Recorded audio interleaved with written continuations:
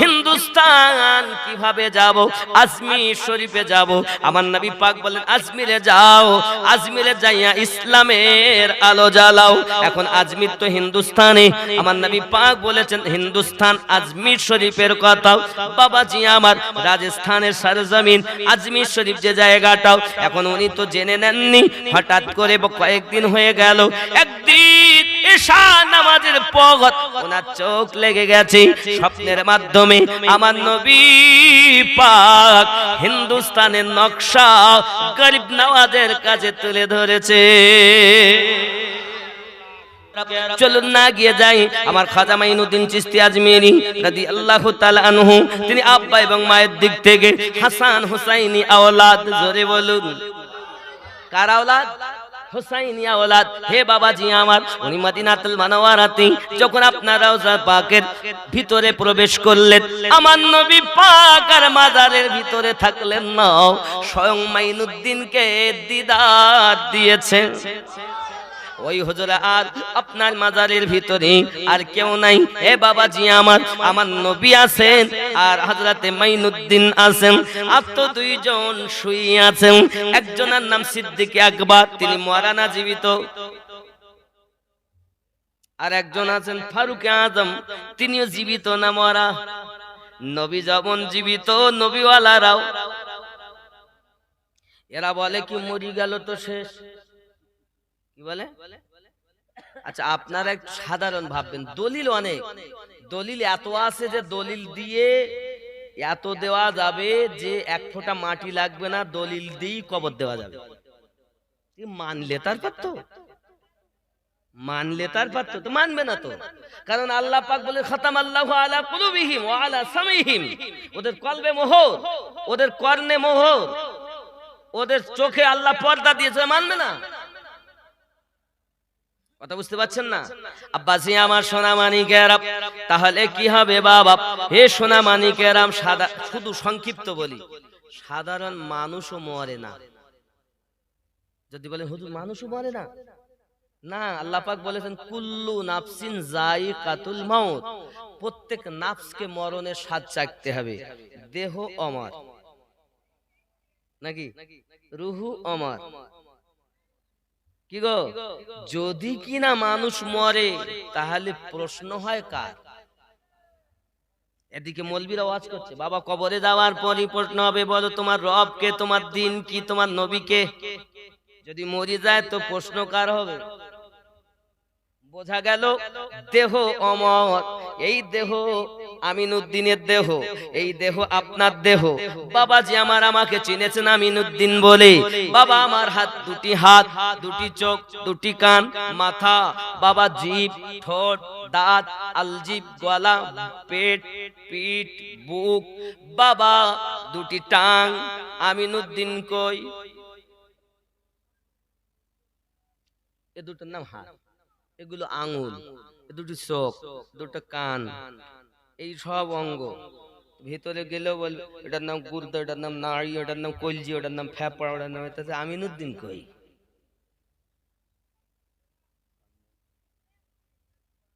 বাবা এই আমিনুদ্দিনকে চেনার জন্যই তো বেলায়াতওয়ালা আল্লাহর ওলির কাছে যেতে হয়। যুবক খাজা মাইনুদ্দিন চিশতি সঞ্জারি আজমিরি রাদিয়াল্লাহু তাআলা আনহু 9 বছর বয়সে কোরআনের হাফেজ হয়েছেন। বাবা 16টা বছর শরিয়াতের ইলম অর্জন করেছেন। 16টা বছরে শরিয়াতের ইলম অর্জন করার পরে আল্লাহর পথের পথিক হওয়ার জন্য, ইলমে মারিফাত হাসিল করার জন্য খাজা উসমান হারুনি হুজুরের গোলামি করেছেন। একদিন নয়, 2 দিন নয়, 20টা বছর গোলামি করেছেন। জোরে বলো। ওনার ঘটনাও অনেক বলেছি বাবা, আপনারা আমার খাজা মাইনুদ্দিন চিশতি সঞ্জারি আজমিরি রাদিয়াল্লাহু তাআলা আনহু মদিনাতুল মুনাওয়ারায় আমার নবী পাকের সম্মুখে আমার নবী পাক বলেন, ওগো মাইনুদ্দিন, তুমি আমার ধর্মের আলো, তুমি দ্বীনের সূর্য, তুমি দ্বীনের আলো, তুমি দ্বীনের জ্যোতি। ওগো মাইনুদ্দিন, আমি নবী তোমাকে হিন্দুস্তানের বাদশাহী দিয়ে দিলাম। হিন্দুস্তানের বাদশা কে? ঠিক না? খাজা তোমার নামটি মজা জপি দিবাস রজনী মাইনো দিন নাম খানি জোরে বলে খাজা তোমার নামটি মজা জপি দিবাস রজনী মাইনো দিন নাম খানি তোমার নামের মালা গেথে কাটাবো জিন্দেগানি মাইনো দিন নাম একটু মোহাব্বতে মাইনো দিন নাম খানি তোমার নামের মালা গেথে কাটাবো জিন্দেগানি মাইনো দিন নাম হিন্দালি গরিব নওয়াজ তুমি আতা এ রাসূল আউলিয়াদের মাথার তাজ চিস্তিয়া তরিকার মূল তোমার প্রতি সহায় অতি খাজা উসমান হারুনি মাইনো দিন নাম হানি খাজা তোমার নামটি মজা জপি দিবাস রজনী মাইনো দিন নাম যদি কোন সুবহানাল্লাহ আল্লাহর ওলির কথা আল্লাহর কথা হয় রে ভেদ তত্ত্ব জানতে হলে কামেলে মুর্শিদ ধরা চাই আল্লাহর ওলির কথা আল্লাহর কথা বিশ্বাস হয় জি বিশ্বাস হয় না মনে হয় আল্লাহ পাক বলেন বান্দা তুমি যখন আমার হবে আমি তোমার হব আরো জোরে বলুন না সুবহানাল্লাহ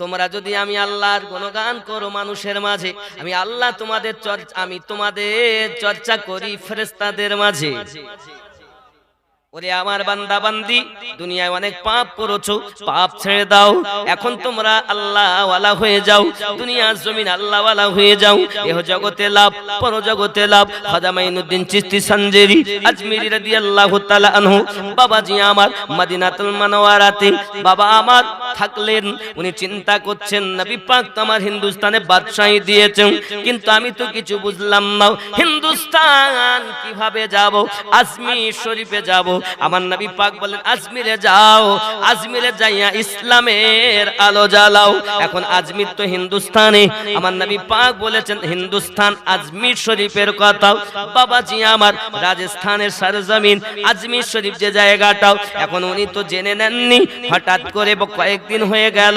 একদিন ঈশা নামাজের পর ওনার চোখ লেগে গেছে স্বপ্নের মাধ্যমে আমার নবী পাক হিন্দুস্তানের নকশা গরিব নওয়াজের কাছে তুলে ধরেছে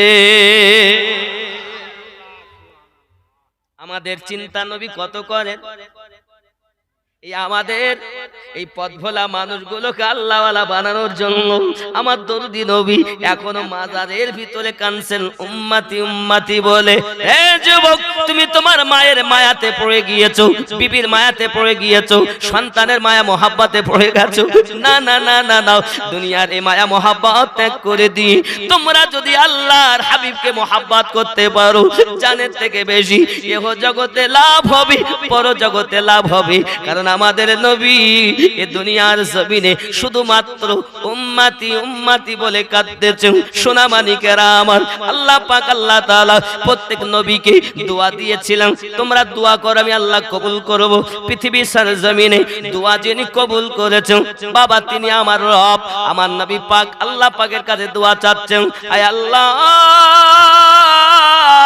আমি আপনার কাছে দোয়া চাই আল্লাহুম্মা গফিরলি ইয়া হাবলি উম্মতি আল্লাহ আমার উম্মতকে maaf করে দিন